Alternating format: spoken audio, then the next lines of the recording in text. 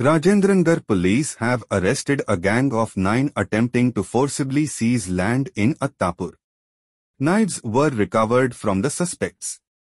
This incident underscores the growing problem of land disputes and illegal encroachments in the city. Watch a Siabrabad police officer explain the gang's modus operandi in a detailed video. ఉప్పర్పల్లిలోని Akbar hills ఏరియాలో ఒక plot ఏరియాలో 500-600 గజాలు ఉంటుంది. ఇది అందాజా.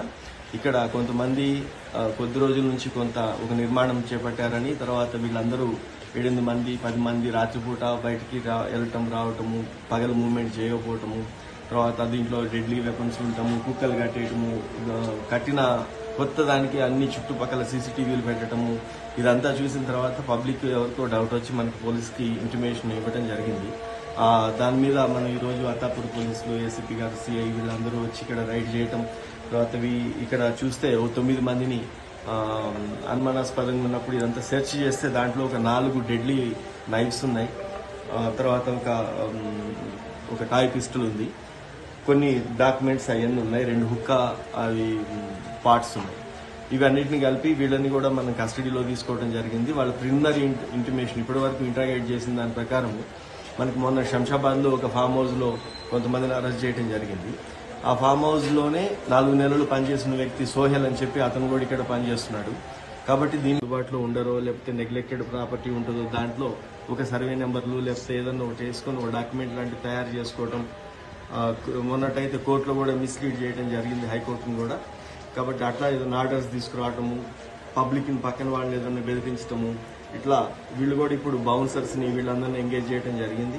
9 మంది ఈ రోజు ఉన్నారు. ఇక్కడ ఒక రిజిస్టర్ కూడా ఉంది, ఏ రోజు ఎంతమంది అటెండెన్స్ రిజిస్టర్ పెట్టారు, ఎంతమంది గుండాలు కూర్చోబెట్టుకుంటారో ఈ సైట్ మీద వాళ్ళందరికీ అటెండెన్స్, తర్వాత వాళ్ళ ఎక్స్పెండిచర్ షీట్ కూడా మెయింటైన్ చేస్తూ ఉన్నారు. కాబట్టి దీంట్లో ఫక్రుద్దీన్ తర్వాత మిగతా వాళ్ళందరూ దీనికి కనెక్ట్ ఉన్న వాళ్ళందరినీ కూడా తర్వాత అరెస్ట్ చేస్తాం. ఈ రోజు అయితే ఈ 9 మందిని అరెస్ట్ చేయడం, ఇవన్నీ సీజ్ చేయడం జరిగింది. వీళ్ళేమైనా రౌడీ షీటర్స్ పాత రౌడీ షీటర్స్ ఏమన్నా సార్ వీళ్ళు?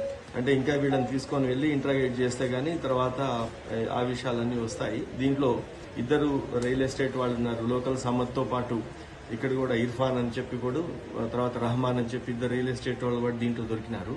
మిగతా వాళ్ళందరూ కూడా కుక్, తర్వాత వాచ్మెన్, తర్వాత ఇదంతా ఉంది. ఇక్కడ ఏమేమి దొరికినాయి సార్?